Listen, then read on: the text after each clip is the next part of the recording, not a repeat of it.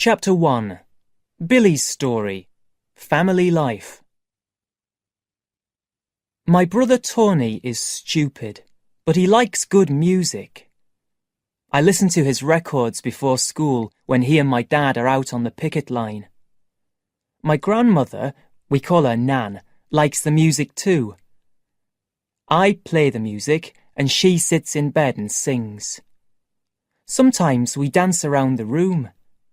She's nearly 80 and she can't walk far, but she lifts her arms up in the air and tries to stand on one leg like a ballet dancer. Dad and Tony don't like it when she dances. They think it's stupid. But I want her to dance and sing all day. This morning I made her breakfast and danced into her room. "Hey Nan, it's the dancing waiter," I said. But she wasn't there. I ran out of the door. My dad will kill me if I lose Nan. I raced up the road shouting, "Nan! Nan!" Where was she? Was she on her way down to the sea? You can see the sea from our house, and she goes there sometimes. But little Alison, one of the neighbour's children, pointed up the street. Suddenly I knew. Nan was in the field under the railway bridge. She often goes there. Nobody knows why. Maybe she played there when she was a child. "Nan!" I shouted. She turned and looked at me. I pushed through the long, wet grass. Poor Nan. She was wet and frightened. "I don't know where I am," she said. "Don't you want your eggs?" I said. "You're new," she said. "Nan, it's Billy. Billy." 3 vans stopped near the railway bridge and lots of policemen climbed out. They frightened me. Nan looked at them. "What are they?" she said. "Police, Nan. It's the police." "I hate them," she shouted. She waved her arms at them.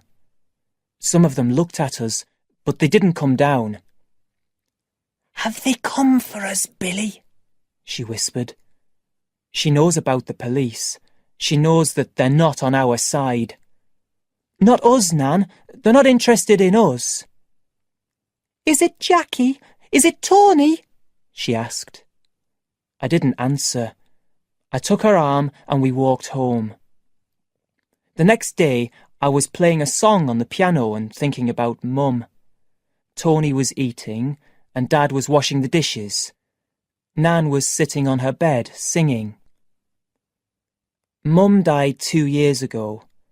I don't think anyone remembers her except me. I miss her. I miss her every day. I miss her when I'm walking through the house. I miss her when I'm playing the piano. I have a letter from my mum. She wrote it for my 18th birthday, but I opened it early. Dear Billy. Can you hear? Can you hear my mum's voice? Listen. Dear Billy, I didn't see you grow up. I missed you crying and laughing. I missed you shouting. But please know that I was always with you. I always will be. I am very proud of you. I am proud that you are my son. I love you very much. I keep the letter in a box under my bed. I read it when nobody is in the room. Tony and I sleep in the same bedroom, and one night I read the letter to him. I wanted him to remember my mum with me and him together, but he didn't want to. "Don't you miss her?" I asked him. "Oh, be quiet," he said angrily. Then he went to sleep. I was playing the piano and thinking about Mum. She played the piano too. I can't really play. I'd like piano lessons, but we haven't got enough money. My dad and Tony don't have time to remember Mum. They're too busy on the picket line or down the mine. Fighting. Always fighting. Fighting the government, fighting with the bosses, fighting at home, fighting me. They were arguing again that morning. "We must go, Dad. We'll be late." Tony pulled on his boots, but Dad wanted to make the house tidy. He doesn't like leaving Nan alone in the house. "I have to make your Nan's breakfast." "Billy can do it. It's time to go." "Wait a minute," Dad said and went outside. He came back in with some coal. "We haven't got much coal now," he said. "The strike will end soon," Tony said. "We'll be back down the mine next month." "No, we won't," Dad said. Tony looked angrily at him. "You don't want to go on the picket line, do you?" he said. "You want to stay in bed." "Tony," Dad began. "I'm not waiting for you," Tony said and walked to the door. "Tony, Tony, wait for me," Dad shouted, but Tony was gone. Dad didn't follow him. He stood and looked at the door. I played another song on the piano. "Be quiet, Billy," he shouted at me suddenly. "Mum didn't mind," I said. He came up behind me and closed the piano suddenly. He nearly broke my fingers. Then he ran out of the door after Tony. "I'll see you later at the club," he said on the way out. Oh no, I thought. Today I'm boxing. I hate it when he watches me. "Listen, I boxed, my dad boxed, you box." That's my dad. I box because he and his father boxed.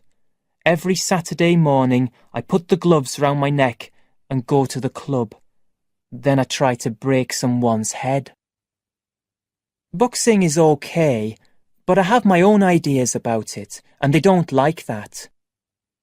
They think boxing is about hitting people hard. They think it's about your hands, but it's not. It's about your feet. "Don't move!" George, my boxing teacher, shouts. "Hit him!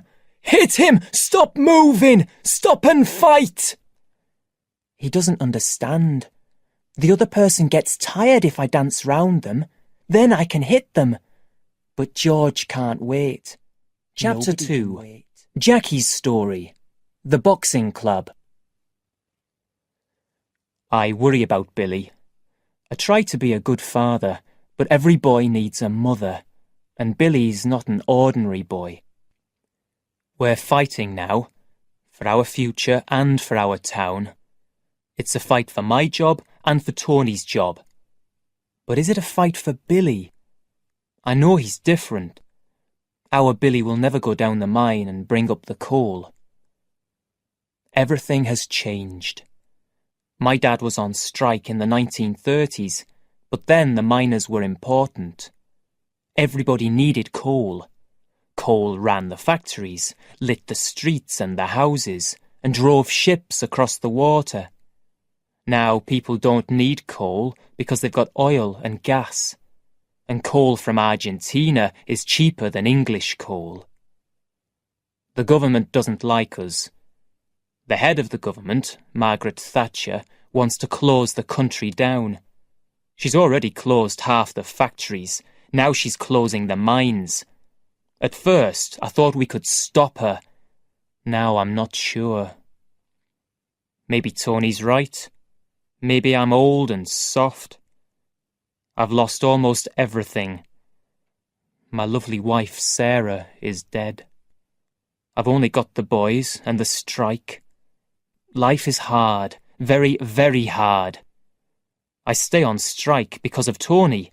What will he do if the mines close? You can't be a miner without a mine. So here I am, fighting for Tony and for Billy.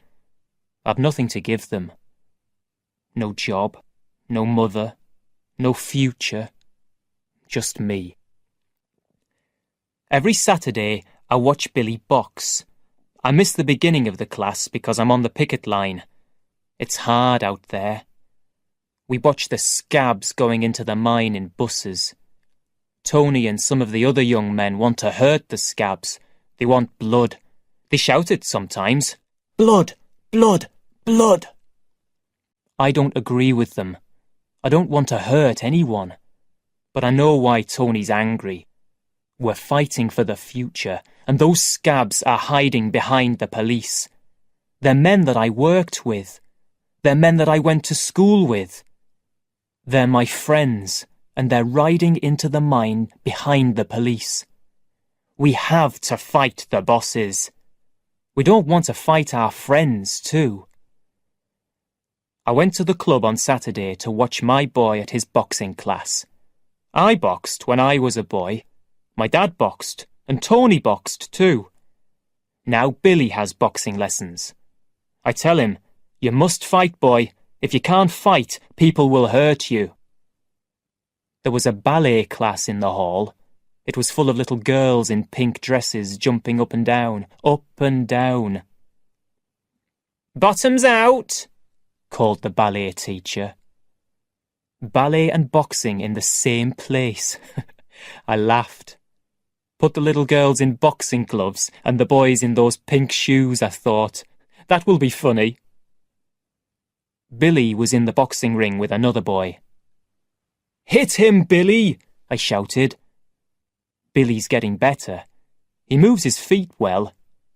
"You move well," I said, "but hit him too." The other boy was taller and stronger than Billy, but he was fat. Billy will win easily, I thought. Then they started to fight. What was Billy doing? He was dancing, turning in circles. "Oh no!" George said. "Not again! This isn't a tea party, it's a fight! Hit him! Hit him!" He looked at me and I shook my head. Billy was dancing round and round the boxing ring. The other boy stood there watching. "Watch him, Billy!" I shouted. Too late. The other boy walked up to Billy and hit him.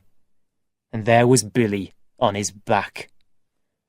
George was very angry. "Billy Elliot, you're the worst boxer in this club. Bring me 50 pence for the lesson."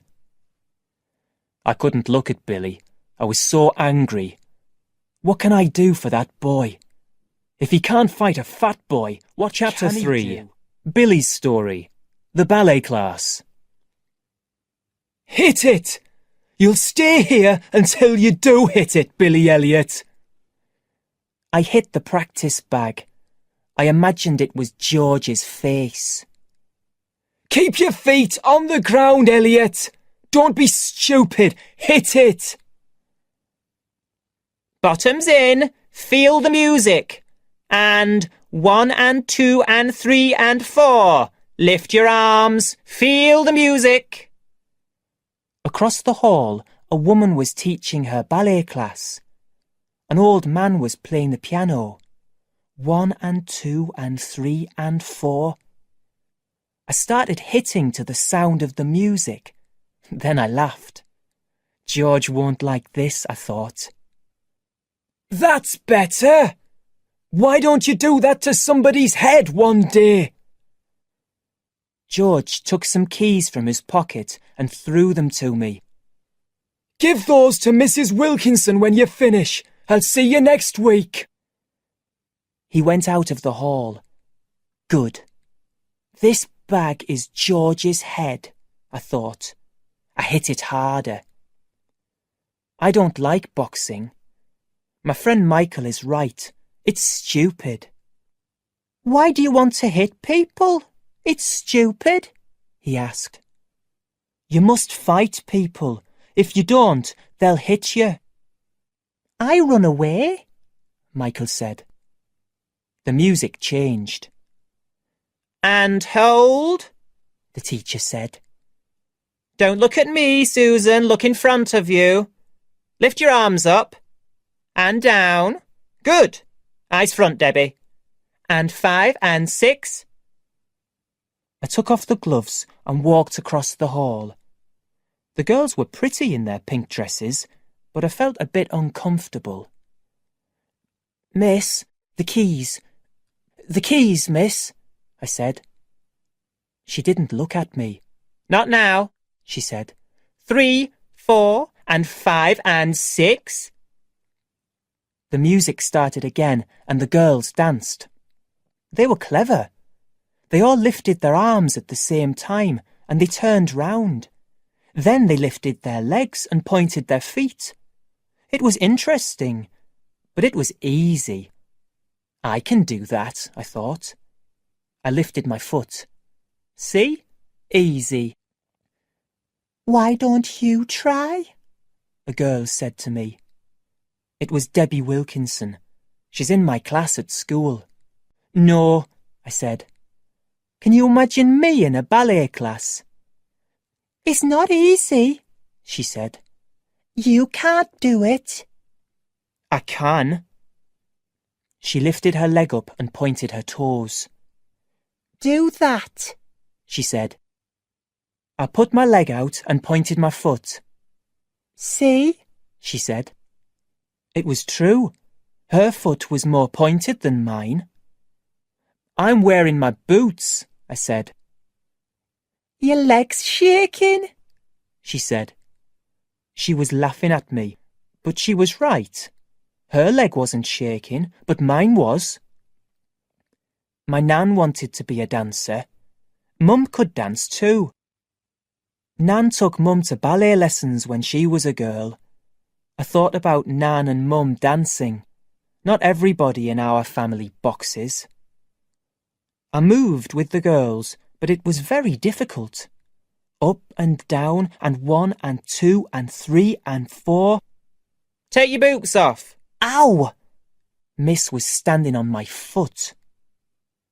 "How big are your feet?" 2, 3, boots off. 4, 5, and 6, and 7. Take off my boots? Why? I didn't know, but I took them off. Then she dropped a big pair of ballet shoes in front of me. "Put them on," she said. "You can't dance in those boots." So I put on the shoes. Nobody saw me except the girls. And, do you know something? I think they liked me in their ballet class. Mrs. Wilkinson was a good teacher. We moved up and down, up and down. We pointed our arms in front and our legs behind us, and she looked at me. "Nice straight leg," she said. It was easier with the shoes, but not very easy. You try it. Stand for a minute on one leg with your arms in front of you. You'll see, it's hard. She didn't say anything, but she thought I was good. Later, when I was walking home, she stopped her car next to me. Debbie was in the back seat. I didn't know she was Miss's daughter. "Give me 50 pence, Miss said. "Why?" "For the ballet class. Bring it next week." "I have to go to boxing, miss." "But you're no good at boxing," Debbie said. "Be quiet, Debbie." Mrs. Wilkinson looked at me. "Didn't you enjoy the ballet class?" I didn't say anything. "OK," she said and drove away. Debbie made a funny face through the back window. She was right. I enjoyed the class. I ran and jumped down the road. The music filled my head. Next day, every part of my body hurt. I thought about ballet every day. 1 and 2 and up and down. It's interesting, but it's stupid too. My dad and Tony will laugh at me. You can't dance in a coal mine. Not everyone thinks ballet is stupid. Some of the girls say I was brave. But then they told the boys, and the boys laughed at me. It's not important. The boys at school always laugh at me. One day, Debbie followed me home after school. "Lots of boys dance ballet," she said. "Only gay boys," I told her. "Not all of them are gay," she said. We were at the top of the hill. We could see the mine with a lot of miners and policemen around it. There were thousands of people. A police van drove past us, and I saw the faces of the police inside. "I go boxing on Saturdays," I said. "Okay," she said, and turned away. She lives on the other side of the town. Big houses, big gardens, posh people. She walked away. I looked down at the mine where the miners were shouting at the police. It was a war. Earlier today, I told Michael about the ballet and showed him some of the moves. All the boys were running across the school field during the sports lesson. Michael and I hate running, so we went down to the railway line. We hide there sometimes. We sat and talked for 10 minutes, then I showed him some ballet moves. "Put your leg out," I said. "Arm out, 1, 2. He looked at me and smiled. "Eyes to the front," I told him. I showed him all the moves. Do you know something? I'm much better than him. "You've had lessons," he said. "1 lesson," I told him. "Will you go to the class again?" "No." "But you're good at ballet." "It's for girls." "I don't think so," Michael said. "You look like a man, strong." When next Saturday came, Dad and Tony went to the picket line. I took my 50p and gloves and went to the hall. But when I got there, I heard George. He was shouting. I didn't want to go into the boxing class. Michael's right. Boxing is stupid. I hid in the changing room until the other boys left. Then I went to the ballet class. At first, the class was boring. I didn't know the ballet moves. The girls danced on the left of the room, and I danced on the right. "What are you doing?" Miss asked. "I don't know what to do, Miss." "Follow the others.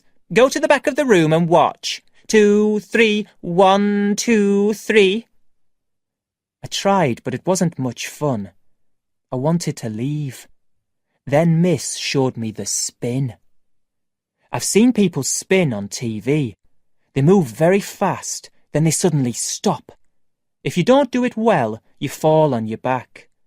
I wasn't any good at the spin. "Billy, you're not a girl. Try harder. Spin!" I did, and I fell onto the floor. The girls looked at me, but they didn't laugh. People don't laugh in Miss's class. "Do it again at home," she said. Then we did some slower ballet moves. That was easier. At the end of the class, I was very tired, but I felt good. I can do that spin, I thought.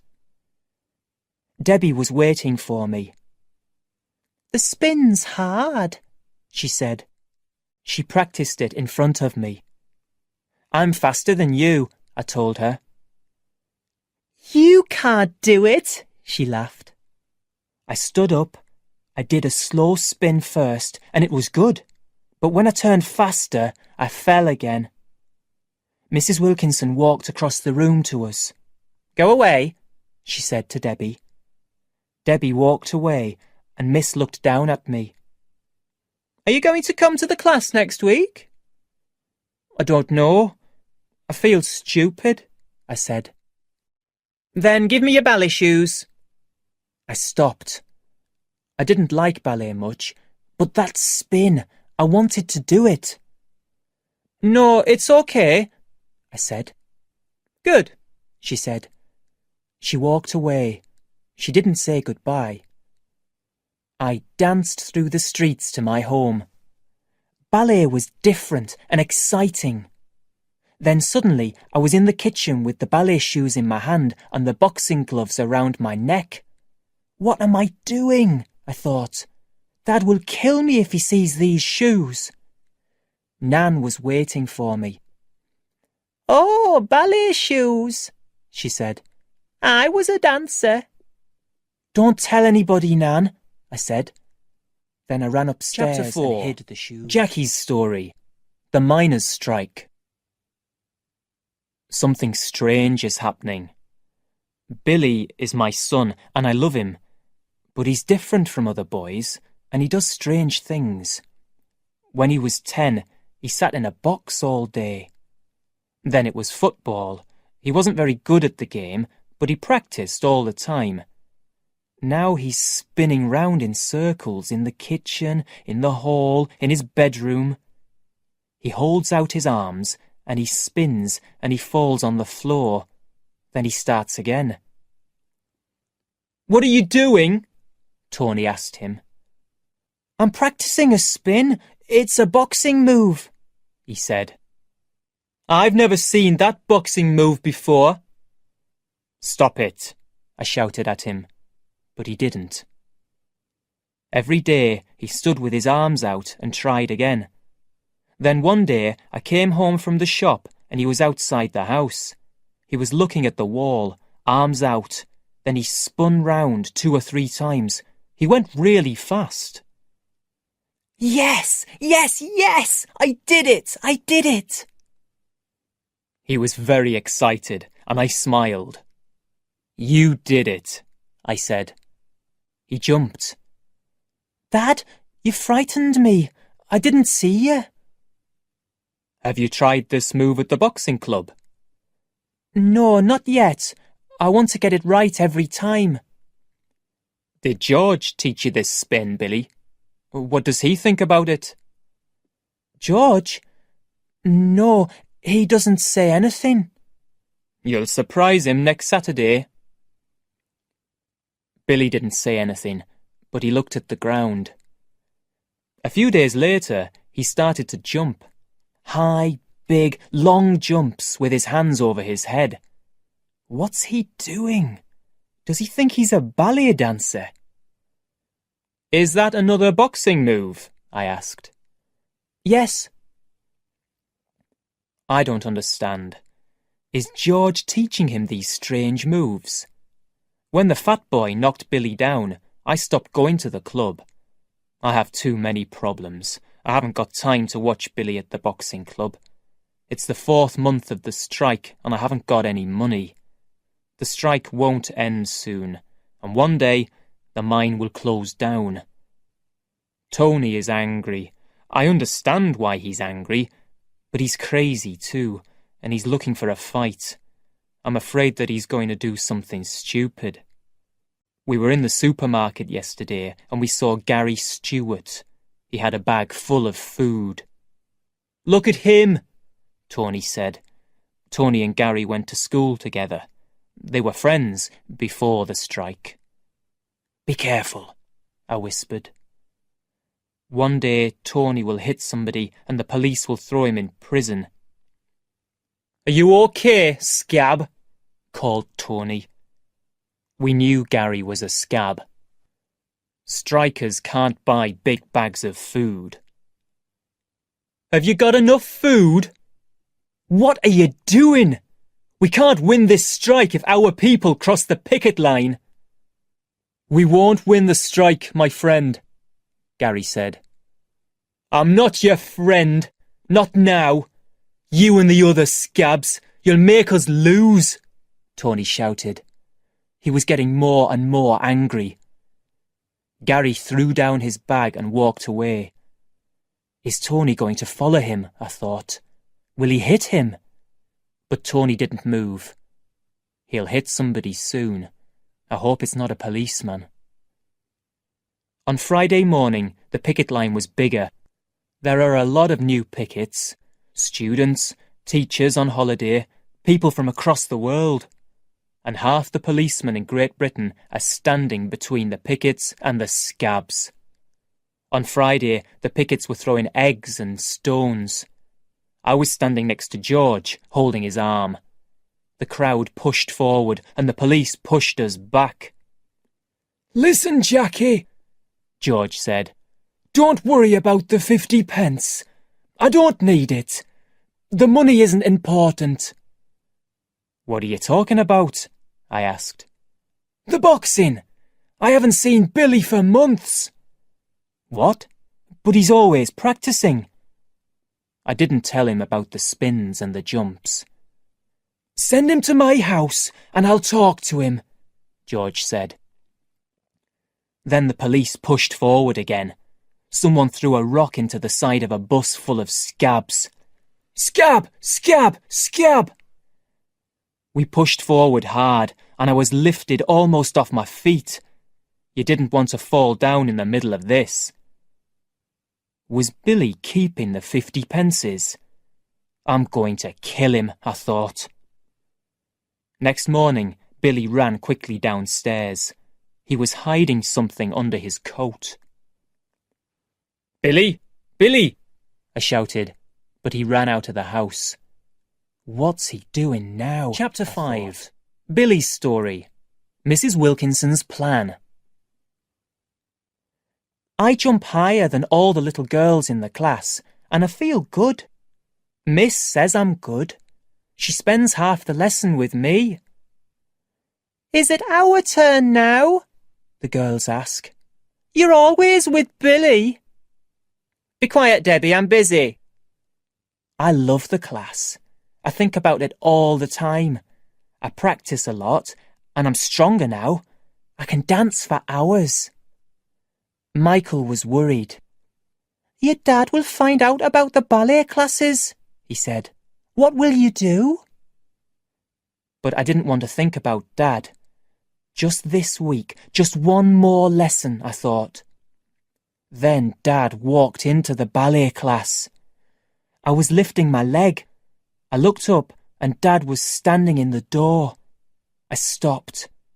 He's going to kill me, I thought. Miss was still teaching.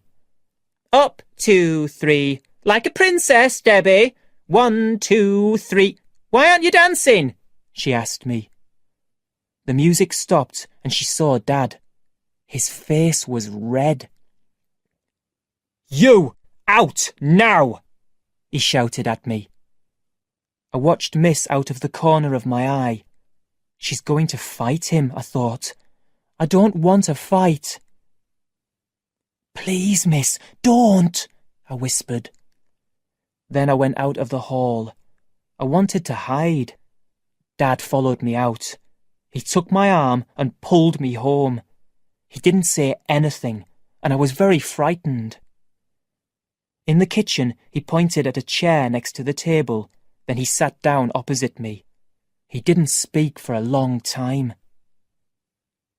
Ballet, he said finally. What's wrong with ballet? I said. It's okay. How can it be okay? I was frightened. He was angry and his face was white now. I went to ballet classes, Nan said. She was sitting near the window watching us.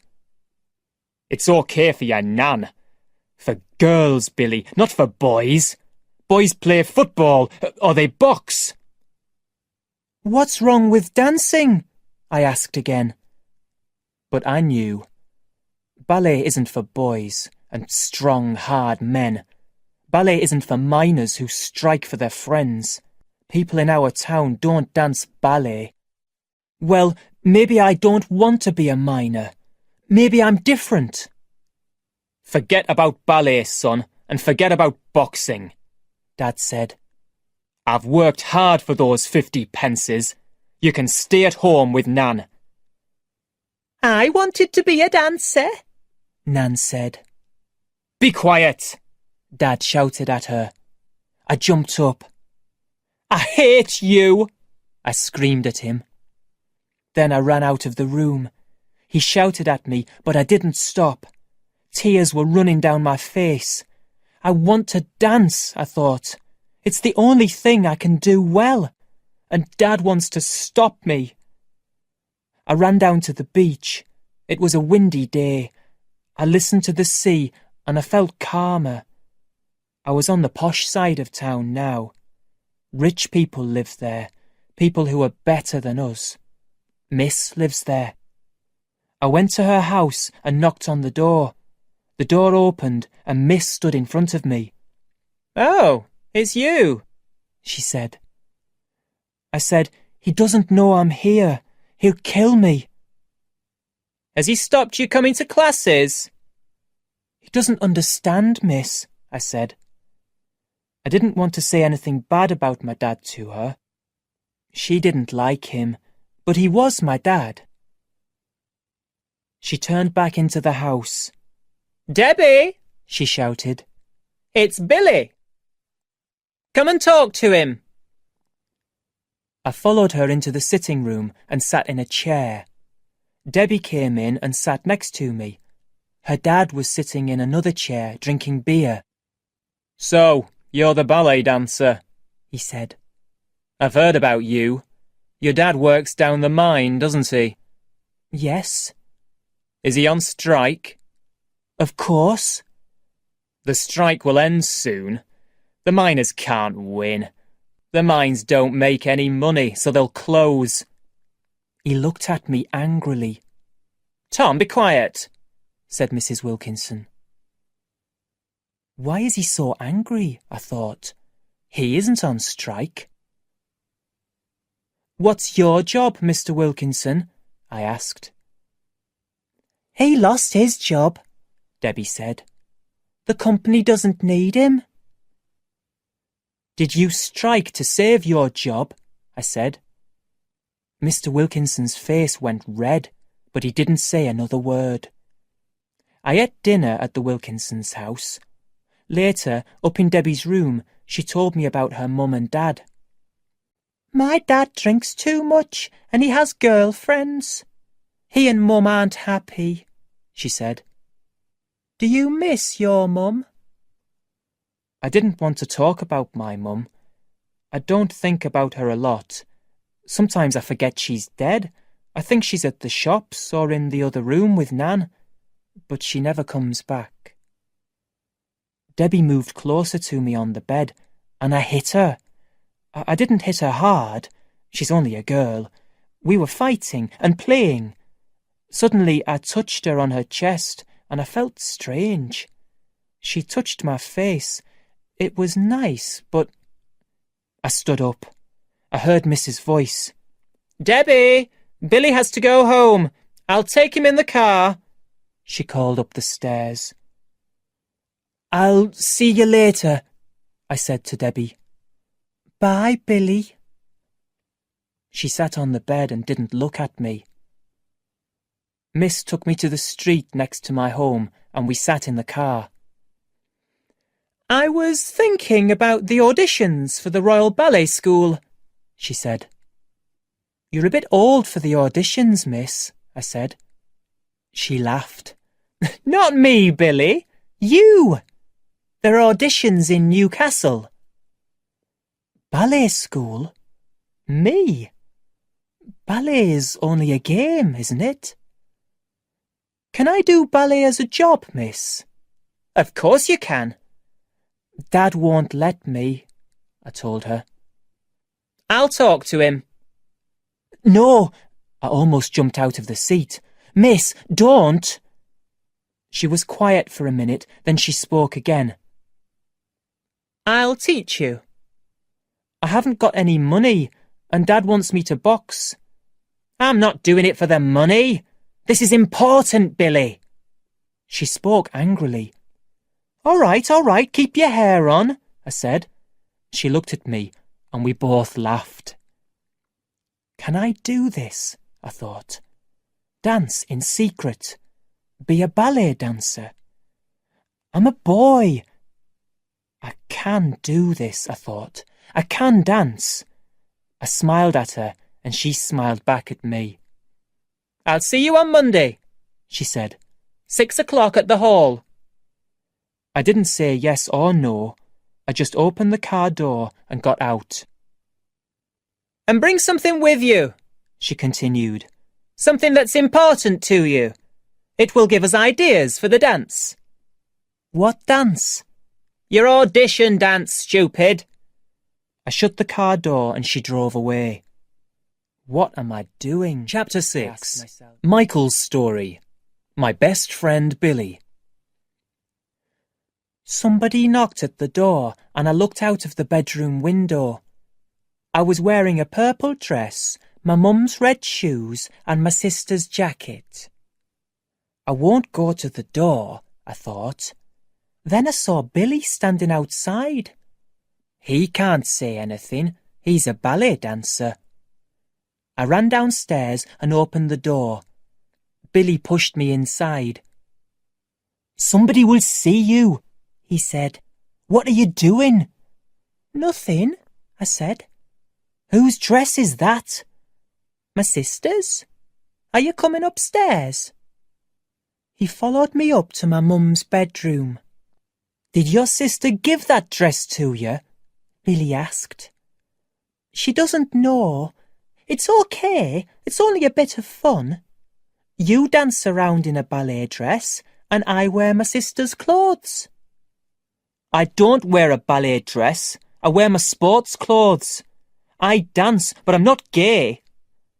"I wear my sister's clothes, but I'm not gay," I said. "I don't think I'm gay. I like wearing my sister's clothes. It's fun, nothing more. But I like Billy. I like to watch him dance. Am I gay?" I started to put on my mum's lipstick. "What are you doing now?" Billy asked. "Playing." I smiled at him in the mirror and he smiled back at me. "Come here, you." I jumped up and pushed him onto the bed. I put some lipstick on him. He looked good. He has nice lips. Billy stood up, looked in the mirror and kissed it. There was the shape of his lips on the glass. "Girls' and boys' lips are the same shape," I told him. I looked at the kiss. I wanted to kiss it. "Will we get into trouble?" Billy asked. "No, my dad wears women's clothes all the time."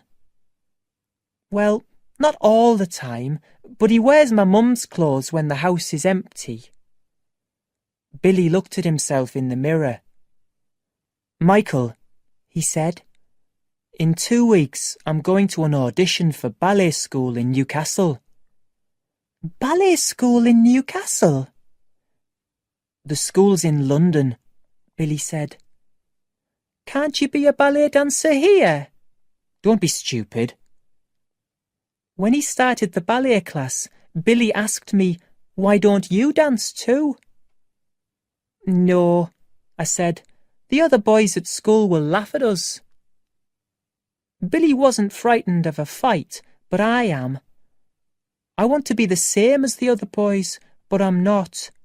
My dad says, "Be proud that you're different." But up here in Everington, it's hard to be different. The other boys and girls hate you. But Billy's a good friend, and he's different too. And now he wants to be a ballet dancer in London. "What does your dad say?" I asked. "He doesn't know." "Are you going to tell him?"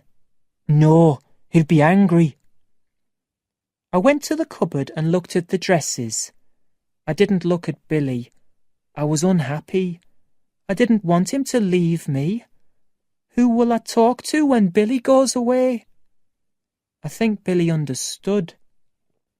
"I'll show you," he said. He pushed back a chair and started to dance. "You do it too. Lift your legs." He showed me the ballet moves and I copied him.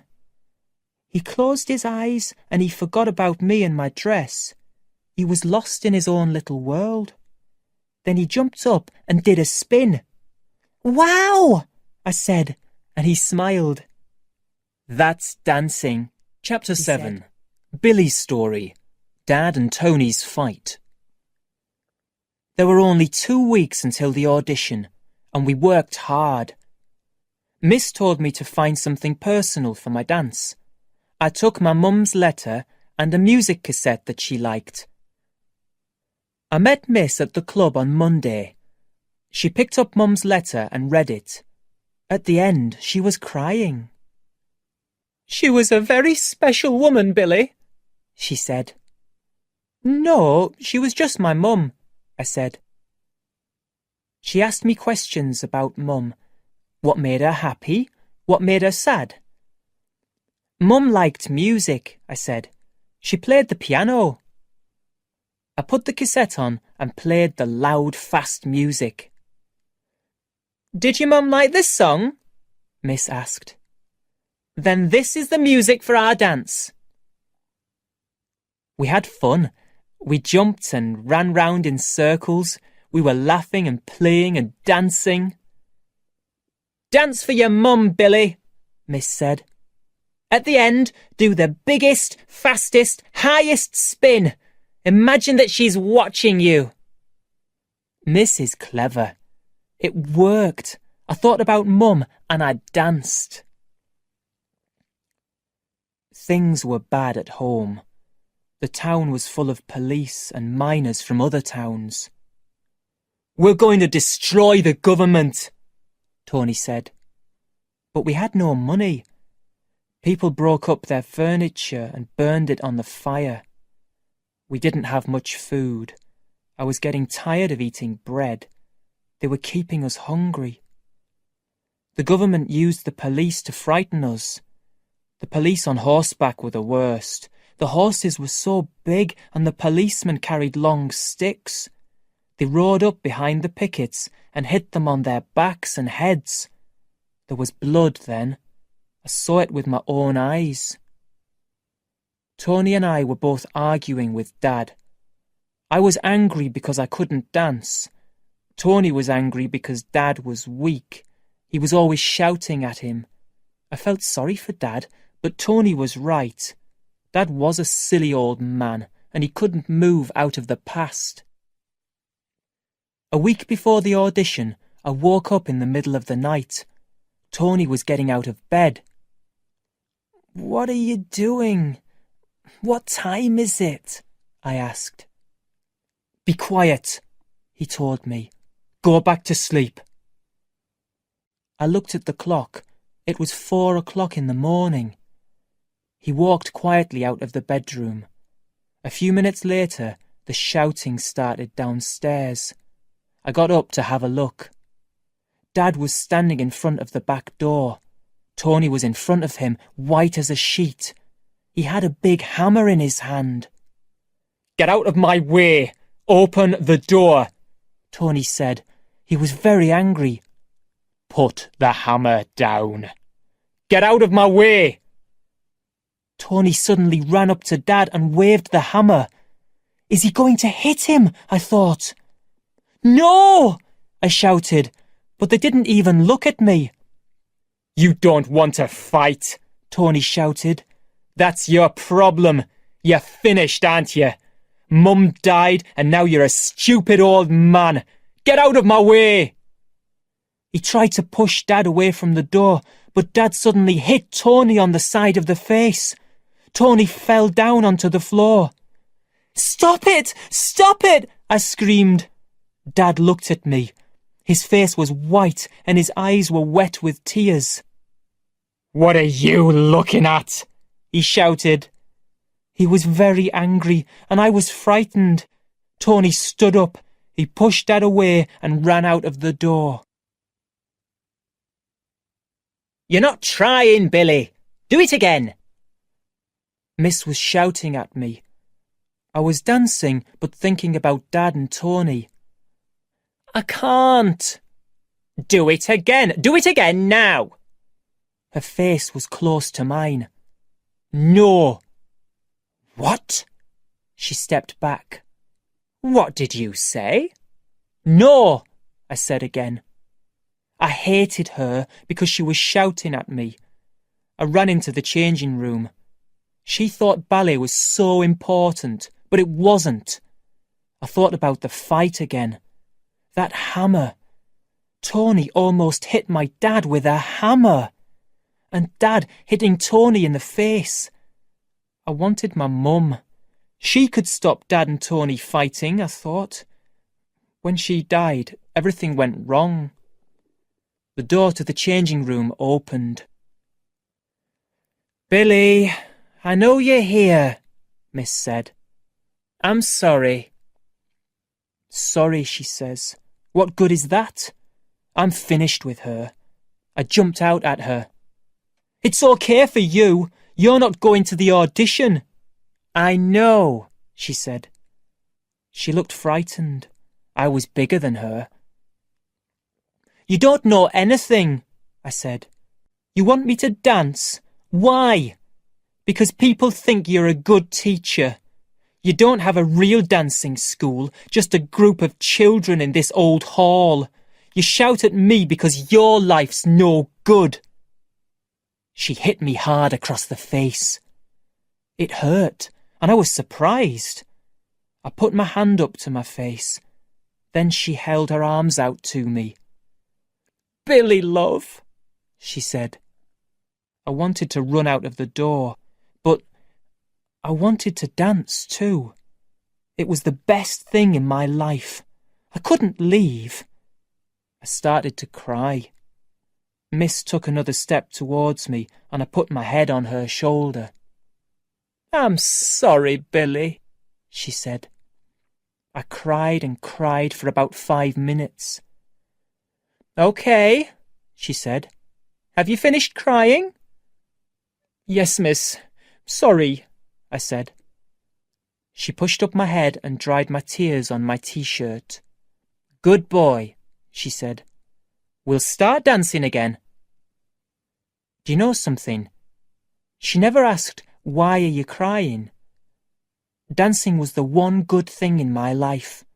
I wasn't clever or popular at school, but I could dance. The audition was getting closer, and I was nervous. What will I do if I get into ballet school? I thought. Dad will kill me. He won't give me permission to live in London. What's ballet school going to cost? But I won't get in, so Dad won't know about the audition. I won't get in, I said to Miss. Yes, you will, Billy Elliot. You'll be the best dancer at the audition. Who can I talk to? I thought. I miss my mum, but she's not here. She's dead. She can't hear anything, and she can't tell me anything. Then something happened. On the Thursday before the audition, Miss and I couldn't use the hall. We drove to a school and used its hall. On the way home in the car, I played a music cassette. The music wasn't modern, but I liked it. It was beautiful. It's good, isn't it? I said. What is it? I've heard it before. It's ballet music, Miss said. Now get out of the car. It's time for you to go home. It was dark and cold in the house. There was no more coal to make a fire. Dad and Tony were out. Nan was in, and I went into her room and said hello to her. She didn't know me. It was one of her bad days. I went back into the kitchen and took some milk out of the fridge. Hello, son. I turned around. It was Mum. She was drying a dish with a cloth. What have I told you, Billy? She said. Don't drink out of the milk bottle. Sorry, Mum, I said. I took a glass and poured some milk into it. Then I put the bottle on top of the fridge. Put the bottle inside the fridge, she said. I picked up the bottle and opened the fridge door. Then I thought, that was Mum. She was here. The dish and the cloth were on the table. I touched them, and they were warm. Her hands touched them, I thought. I wasn't frightened. The door opened and Nan came in. She walked to the cupboard. It's in here, she said. What is, Nan? The record. She took a record out of the cupboard. She went into the sitting room and put the record on the record player. Listen, she said. The music started. It's the same music, I thought. The music from Mrs. Carr. That's why I knew it. It was one of Mum's old records. Did you see her too, Nan? I asked. But Nan was dancing around the room. I held her arms and we did some ballet moves together. She was slow, but she was good. Then the door opened quickly. Tony was standing there with Dad behind him. "You're using my record player," Tony said. "It's not yours, it's Mum's," I shouted. Tony went to the record player and turned it off. "Be careful," Dad shouted at Tony. "Don't break the record." He took it away from Tony and cleaned it carefully. Then he turned to me. "Who told you to play this?" "Sorry," I whispered. Dad walked out of the room and shut the door noisily. Dad and Tony are always making a noise in the house. I hate it. But it wasn't important. You see, now I understood. Mum wanted me to dance in the audition. It wasn't a stupid dream. Maybe I will get into the ballet school, I thought. The audition was on Saturday at 10:30. I wanted to succeed, for me and for Mum. On Friday, I went for the final practice and I danced perfectly. Nobody can stop me, I thought. Chapter 8. Tony's Story. Trouble with the Police. It was me. I attacked the police horse. Some of the police are very unkind. One policeman is really bad. His horse kicks us when we're on the picket line. He doesn't stop it, so we decided to fight him. It was Friday afternoon, and I was in the town centre with my friends. There was a small crowd of people around the policeman and his horse. I had some petrol in a bottle, and I threw it on the horse's tail. Then I lit a match. Woof! The horse was frightened, and the policeman nearly fell off its back. Somebody hit the horse, and it spun round. The policeman couldn't stop it. We were laughing, and then we heard horses behind us. A lot more police arrived, and we started to run. We ran up the street and met more policemen. They were waiting for us, and they were very, very angry. My friend, Simon James, fell down, and the policemen hit him with their sticks.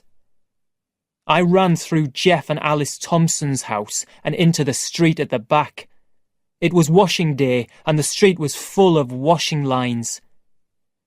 There were wet clothes and sheets hanging from them. I was near my house, but the police were everywhere. I saw Billy standing on a wall. He was shouting something. Then hundreds of police and horses came towards me. "Tony! Tony! Not that way!" Billy shouted. I tried to run, but there was a wet sheet in front of me. I stopped for a second, and then I fell. I heard the police coming. They hit me. 1, 2, 3, 4. Then I didn't feel anything more. When I woke up, I was in the police station. They kept me there overnight, and I went to court at 10 o'clock on Saturday morning.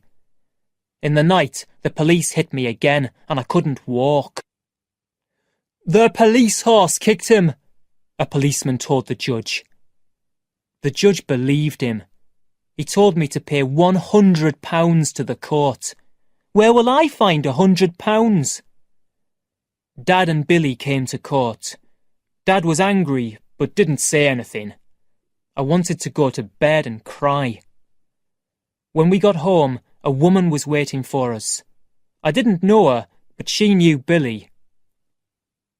"Where were you, Billy?" she asked. "Please, miss, don't," he whispered. "My brother Tony was in court. I tried to telephone you. You weren't there." "Who are you?" I asked. I looked at Dad. "Come inside the house," he said.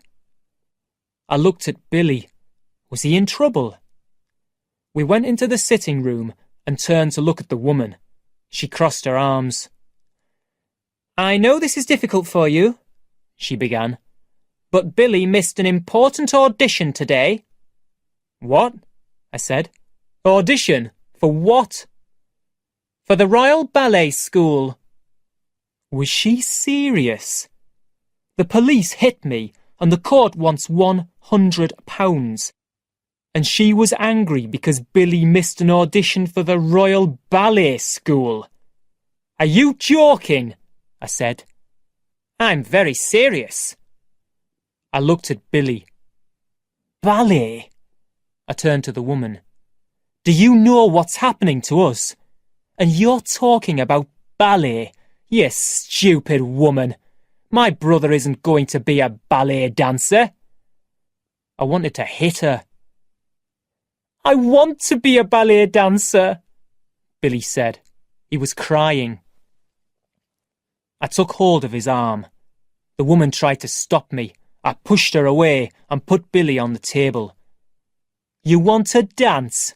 Okay, dance. Oh, this is stupid, the woman said. Oh, yes. I want to see you dance, Billy. No, Billy, she said. Don't. I turned to her. You don't want him to dance? So go away and leave us. He's not going to dance again. And if you come near him, I'll hit you. Understand? You stupid man, she said quietly. You say Billy's important to you.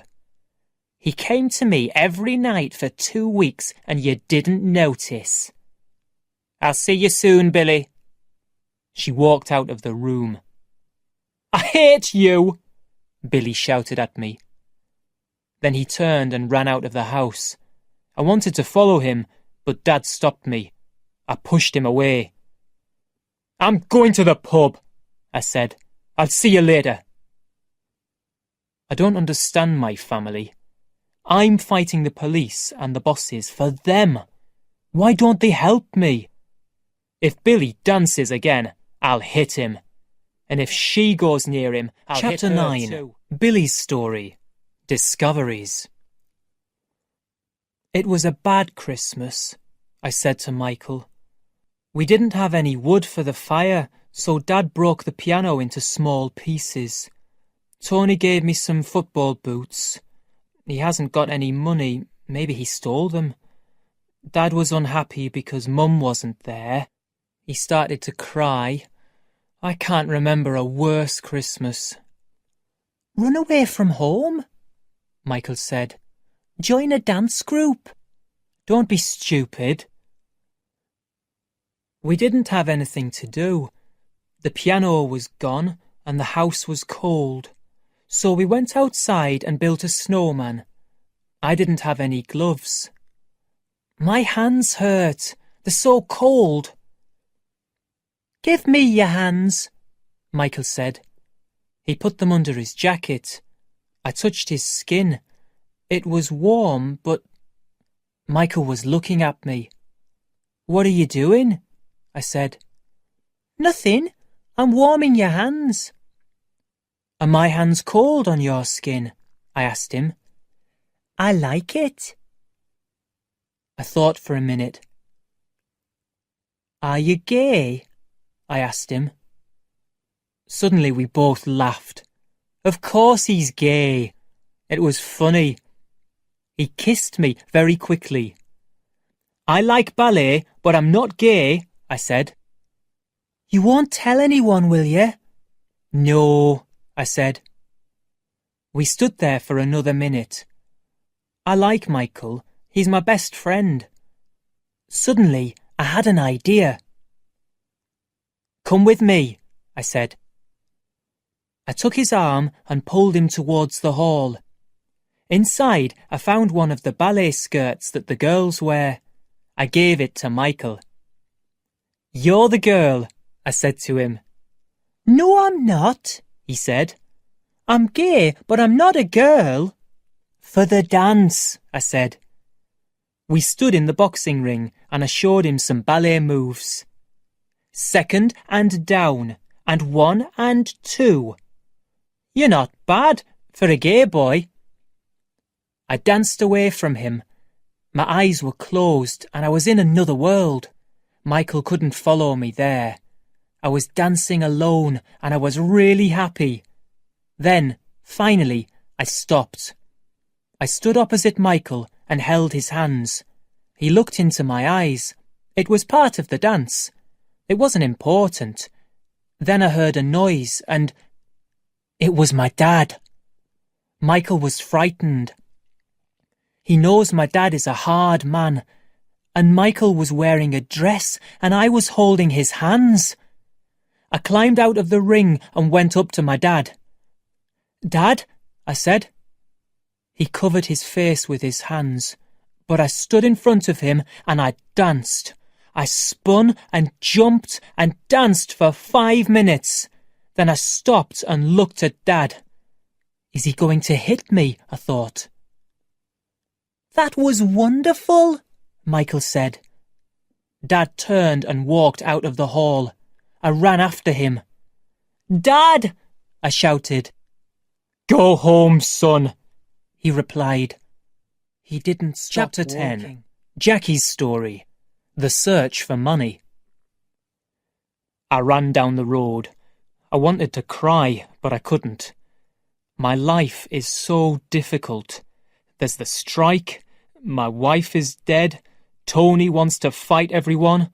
My wife's mother lives with us and she's going crazy. And Billy, what can I say about Billy? He's different. And he's good at something. I don't know anything about ballet, but I've seen dancers on TV, and now I know Billy is a good dancer too. Maybe his teacher is right. I'm Billy's dad, so I have to help him. Oh, Sarah, what shall I do? Shall I send that teacher away? Shall I stop Billy dancing? Help me decide, please. Suddenly, I knew what to do. I smiled. Then I ran home and telephoned George. "Where does that dance teacher live?" I asked him. He told me and I went to her house. "How much will the ballet school audition cost?" I asked. "Billy missed the audition in Newcastle and the next one is in London. You'll have to go to London and stay in a hotel. I can lend you some money." "I don't want your money," I said angrily. "Oh, don't be stupid. Do you want a drink?" She was trying to be friendly. "No," I said. "Is Billy a good dancer?" "I can't promise anything, but I think he's a great dancer." I left her house and went home. The boys were in bed. I went into the bedroom and looked at Billy. A great dancer, I thought. Our Billy? I sat on the bed next to him and he woke up. I put my hand on his shoulder. "Go to sleep, son," I told him. He's my son, I thought. He's Billy Elliot. But maybe he's really good at something. How can I help him? Where will I find the money? I can't ask the other miners. Nobody has any money for food or coal or clothes. They're hungry. I can't ask for money so Billy can dance. I went upstairs to my bedroom and found Sarah's wedding ring.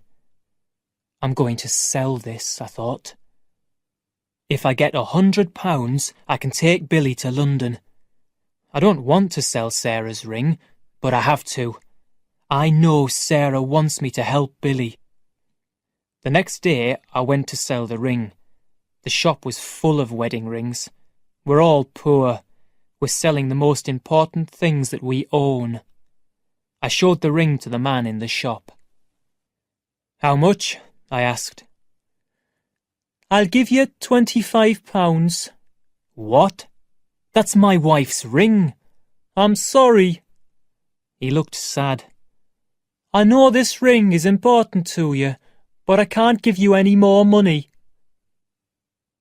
I took the £25. Sarah was gone, and now her ring was gone too, and I needed more money. The strike will end soon, I thought. The government is going to win. In 2 or 3 months we'll go back to work, but it will be too late for Billy. I need to work for 1 week, then I can take Billy to the audition. I went to the place near the mine where the workers met. Gary Stewart was there and he laughed at me. I didn't say anything. The bosses were rude to us when they put us on the bus. Nobody likes a scab, and now I was a scab. Some of the miners hid their faces, but I didn't. I wanted everyone to see me. I was frightened. There were crowds of people near the mine. They were shouting and throwing stones at the bus. We moved slowly. There were faces and noise all around us. The glass in one of the bus windows broke and the bus stopped. What will happen next? I thought. Will the pickets turn the bus over? I turned my head and looked out of the window next to me. Who was there looking at me? Tony. He looked into my eyes, then the bus moved again. I hated myself and I wanted Chapter to 11. die. Tony's story. The meeting. Dad! Dad! I shouted. His face was so sad. I wanted to help him. I knew he was in trouble. The bus moved through the mine gates and I ran after it. The scabs climbed out of the bus and the bosses pushed them towards the entrance to the mine. Dad! I shouted again. He heard me and looked at me. He moved towards me, but a policeman stopped him. Dad tried to hit him. Then he walked back to the gate.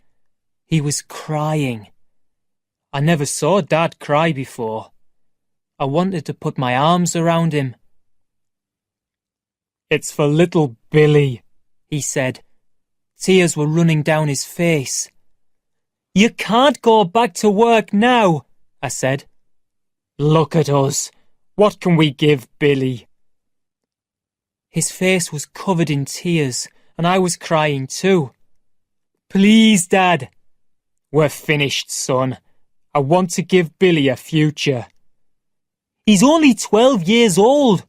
What about my future? You can't do this. We'll find some money for him. Just come out of the mine, Dad, please. Some men ran up behind us. What's your dad doing? Robert Martin asked. It's okay, he's coming out, aren't you, Dad? Dad rested his head against the gate. I'm sorry, he said. Get him out, Martin said. I got Dad out of the mine. The bosses saw that he was ill. They let him out through the back gate and I took him home. Later, he tried to explain to me. Your mum, she wants Billy to dance. She didn't worry about other people, just her family. You always think your father is the boss. You think he can do anything. But now, my dad needs my help. Okay, I thought, I'll help. But where will we find the money for Billy's ballet dancing? The next day, we went to see George. Ballet? He said. Ballet, I said. You've helped boys before, Dad said. Yes, for boxing or sport, but ballet? Why not ballet? Billy is a good dancer. Is he? George asked. Who says he's good? I went to see his teacher, Dad said. He's the best dancer she's ever seen. I believe her. George looked at me. We have to try, I said. It's important for Dad and the family. It won't be easy, George said. Nobody has any money. I know, I said. This isn't easy for me, George, but we want to help Billy. Our mum's not here, so we want to do something for him. OK, George said. We'll try. We'll get some money for Billy's audition. For the next 2 days, we put notes through the neighbours' doors. We wanted them to meet us at the hall. We found money before for children who needed help, but this was different. We've never sent anybody to the Royal Ballet School.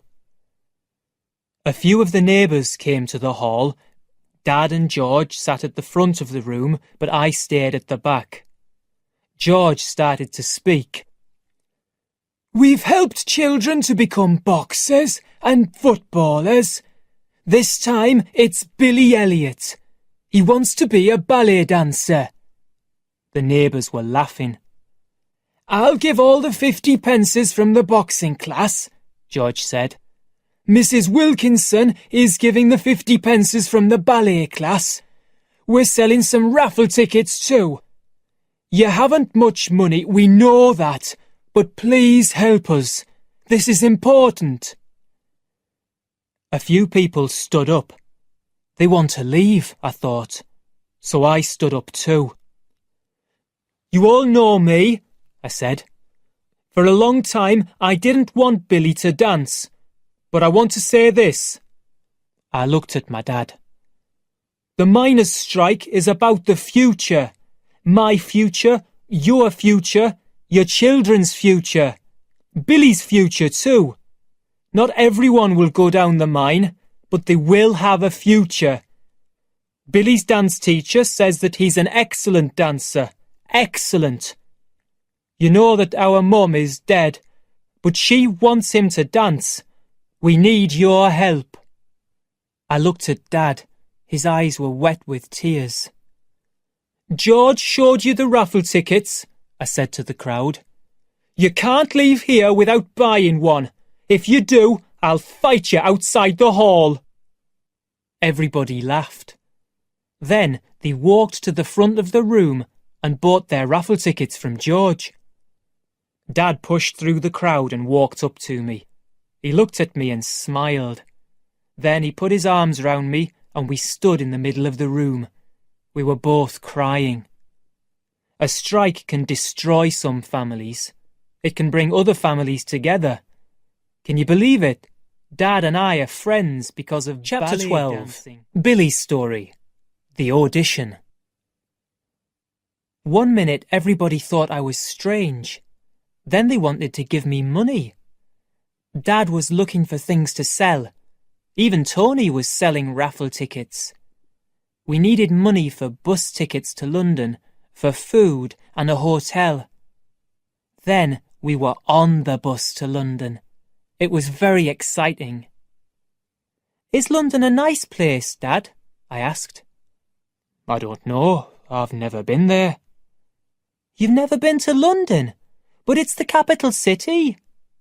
"There are no mines in London," he said. "Don't you think about anything except mines?"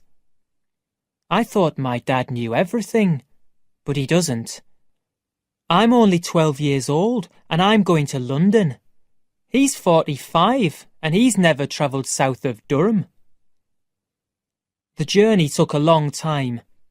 At first, I didn't like London. There were lots of houses, bigger than the houses in Everington, more and more streets and bigger buildings. Our hotel wasn't very good. Dad didn't like our breakfast. I couldn't eat any food because I was so frightened. "Aren't you going to eat your egg?" Dad asked me. "You must eat something. You need food in your stomach today." "I can't," I said, but I ate some bread. We went on the bus to the ballet school. I stood at the bottom of the steps and looked up at the big old building. I felt sick. "Look at this place," Dad said. "You want to go here? How much money will it cost?" We walked up the steps into the school. Do you know something? I hated it. We've made a mistake, I thought. I want to dance, but this place is full of posh people. It's not for me. The changing rooms were full of boys and girls. Their voices were posh and they didn't understand me. "Is this your first audition?" a boy asked me. "It's my second. I'm Simon. What's your name?" "Billy Elliot, from Everington near Durham." "Durham? Isn't there a big church in Durham?" I don't know. I haven't visited Durham. Sorry, he said. I don't understand you. You talk strangely. Oh, be quiet, I said. I hated it. I ran out of the changing room and found Dad at the top of the stairs. Dad, I don't want to do the audition, please. I didn't finish the sentence. Dad took my shoulder and spun me round. Go back in there, he shouted. He pushed me back into the changing room and closed the door. Soon after that, the audition started. There were 5 teachers sitting at the front of the room. And you are? Billy Elliot, from Everington. Ah, yes. Now, Billy, please start dancing. They watched me and talked quietly. They didn't speak to me again. I felt stupid. You can't dance when you feel stupid. At home, in front of Miss, I can dance. But not here, in this room. These people didn't want me. Then it was time for the audition dance. The music started, and I knew it was the wrong music for the ballet school. It was too modern, too fast. I stood in front of the teachers and didn't move. Then I heard Miss's voice in my ear. Dance, Billy! You're in front of these people, so dance! So I danced. There wasn't much time because the music was finishing, but I danced. Then I looked up at the teachers. Thank you, Billy. You can go now. I ran out of the room. I was very frightened. Dad found all that money and I couldn't dance. I wanted to cry. I went into the changing room and saw that boy, Simon. Are you okay? He came up to me. Don't cry. It's only an audition. You can come back next year. Then the stupid boy came and sat next to me. He put his arm round my shoulder. Go away! I shouted. You'll be okay. I hit him in the mouth and he fell on the floor. George will be proud of me, I thought. The teachers ran into the changing room. Blood was coming out of Simon's nose and mouth. They won't let me into the school now, I thought. They called Dad and me into the room and talked to us. Mr. Elliot, the students in this school do not fight, one of the teachers said. Do you understand? Yes, Dad and I said at the same time. This fight is very serious. Does anyone want to say anything? He looked at the other teachers. I have a few questions, one man said. Billy, why are you interested in ballet? I don't know, I said. What do you like best about ballet? The dancing. He dances all the time, Dad said, every night after school. Do you like ballet, Mr. Elliot? Another teacher asked. I don't know a lot about it, Dad said. Students at this school work very hard, both in their dancing and their schoolwork. Do you want Billy to dance? Dad looked at me, then at the teachers. Oh, yes, he said. Oh, yes. And that was almost the end of the audition. How do you feel when you dance? They asked me. How can I explain to them? I thought. They come from a different world from my dad and me. I don't know, I said. When I dance, my body is full of fire. I forget everything. Then Dad Chapter and I 13. went home. Jackie's story. The letter. The trip to London was bad from beginning to end. It cost a lot of money. Everybody tried to help, but they couldn't give enough. 10 pences and 50 pences and 2 pences, nothing more. One day somebody knocked at the door. Tony wasn't at home. I opened the door and saw Gary Stewart Tony's old friend from school. The man we saw in the supermarket. The scab. I took him into the sitting room. He didn't sit down, but stood in the middle of the floor. "I want to help Billy," he said. He took an envelope out of his pocket and put it on the table. "There's the money," he said. "Billy needs a future." I looked at the envelope. "I can't accept that, Gary," I said. "It's not for you, it's for Billy," he said. "Accept it for him."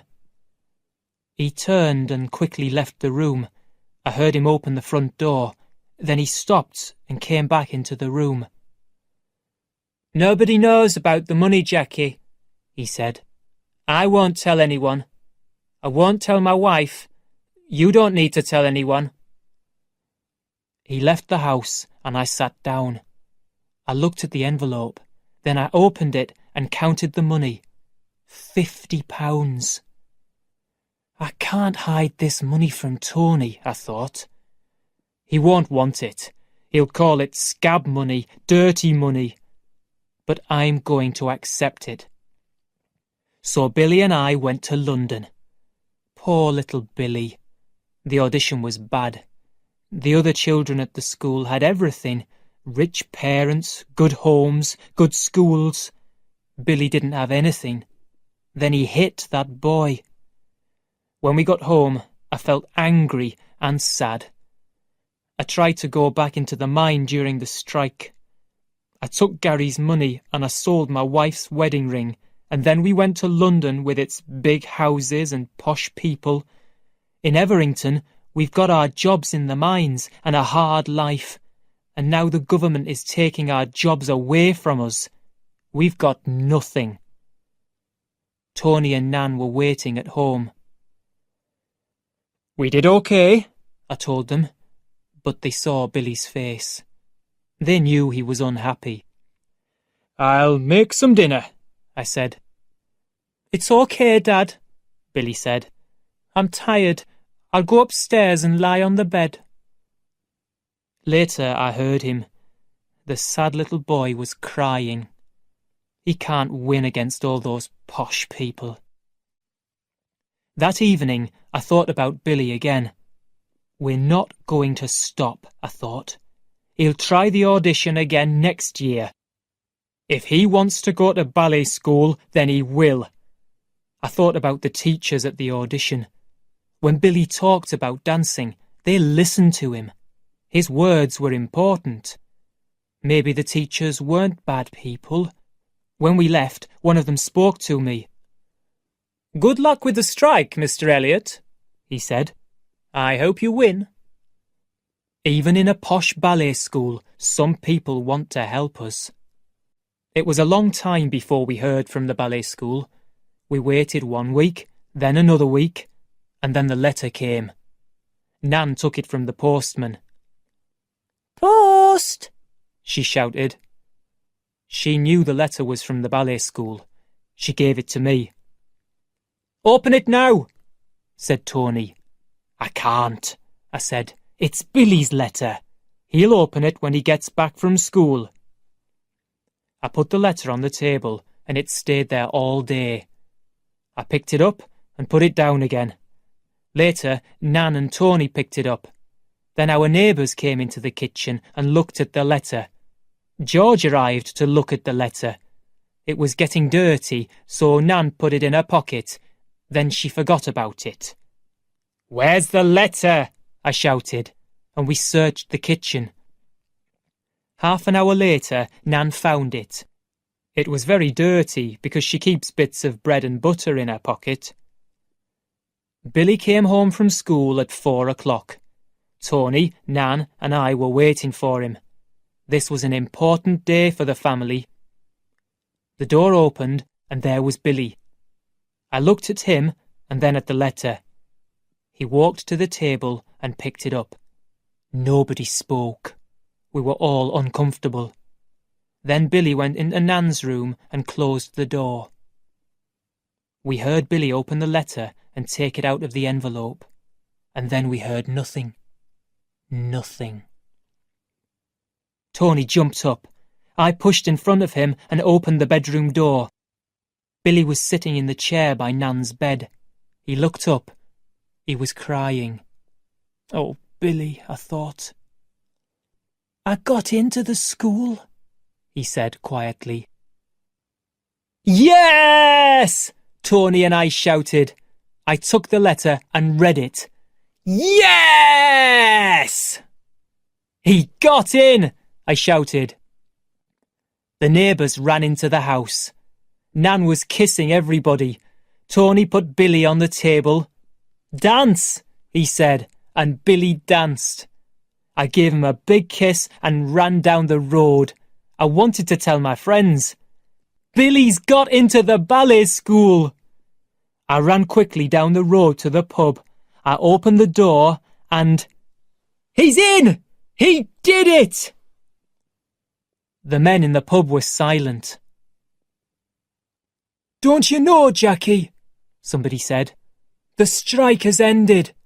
We're going back to work on Monday. The bosses won. We didn't have a big party for Billy. Everybody was thinking about the end of the strike. We lost.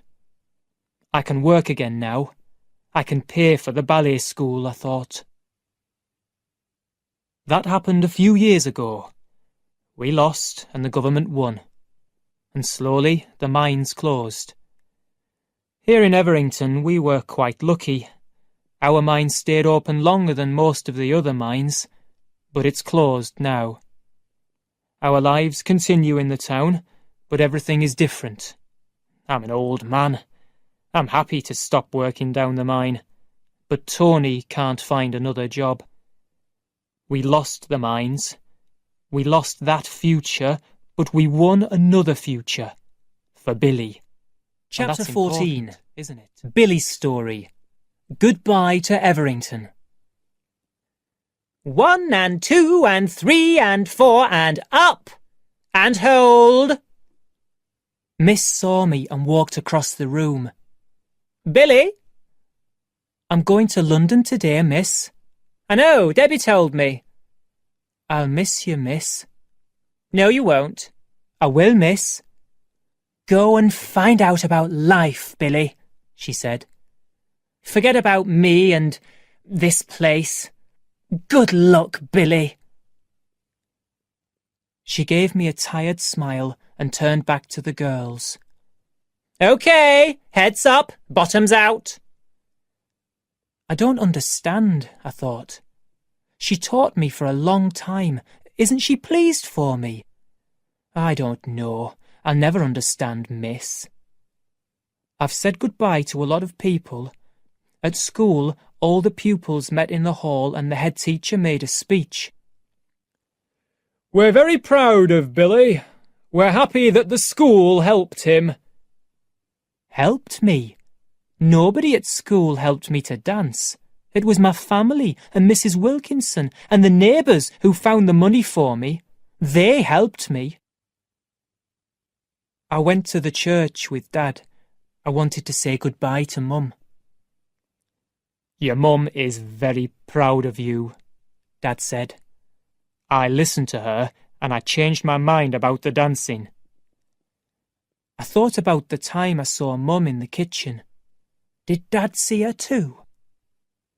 I asked her to help me, and then I knew that I was wrong. She wanted you to dance. She's still watching over you. She'll watch over you in London too. Maybe it was true. Maybe she's with me all the time. That's why I saw her. I'm still here, she was telling me. I'm frightened, Dad, I said. That's okay, son, Dad said. We're all frightened sometimes. You'll be okay. Now the bus to London was waiting. I went home. Dad and Tony picked up my bags. Nan was sitting at the table watching me.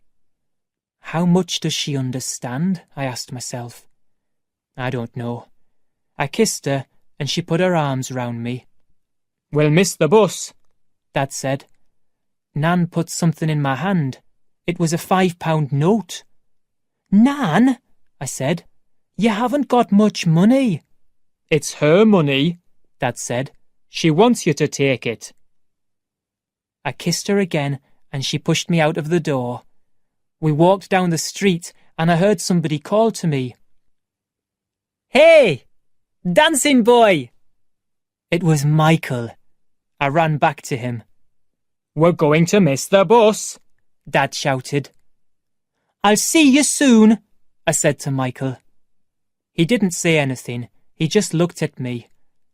I moved closer to him and kissed him. Stop it, he said. People will see. You're going away, but I live here. I laughed and went back to Dad. We ran to the bus. The driver jumped out and took my bag. I got on the bus and sat at the back. Dad and Tony stood in the street outside. Tony came close to the window. What? I said. I'll miss you, he said.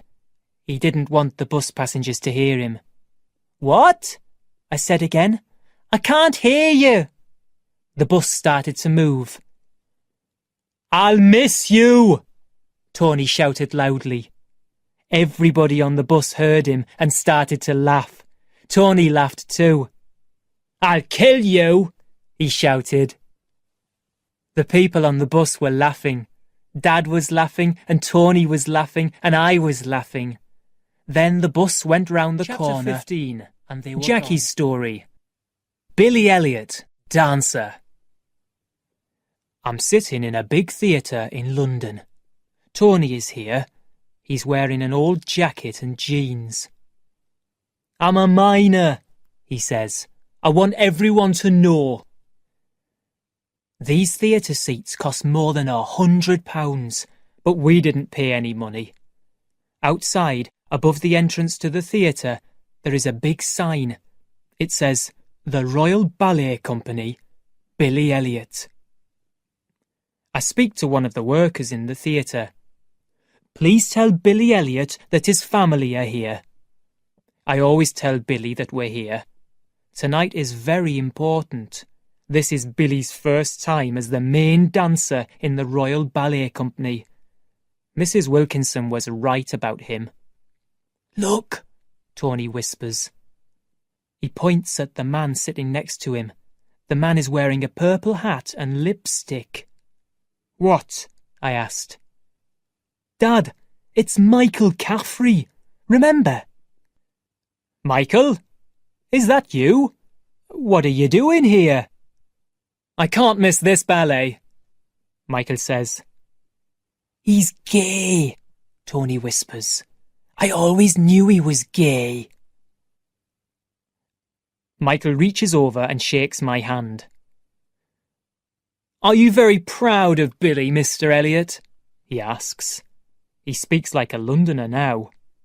I am. You put Billy here in this theatre, says Michael. That's true. I took a lot of coal out of the ground so Billy can dance. My father and his father and their work in the mines built this theatre. Coal helped to build everything in this country. The coal is still there, in the ground, but the mines are gone. The theatre lights go down and the music starts. A minute later, Billy is on the stage. He runs on, stops, and he jumps. Everybody in the theatre is watching him. He jumps very high and he stays in the air. He's not going to come down, I think. Then he lands and looks into the theatre. He smiles at us. Hey, Billy Elliot! Michael shouts loudly. You don't shout in theatres. People turn round. Some of them are angry, but others are smiling. Good luck, our Billy! Tony shouts. He is standing up. Everybody is looking at him and smiling. I stand up too. Billy! Billy Elliot! Our Billy! I shout very loudly. And Billy smiles at us. Then he jumps again, just for Tony and me.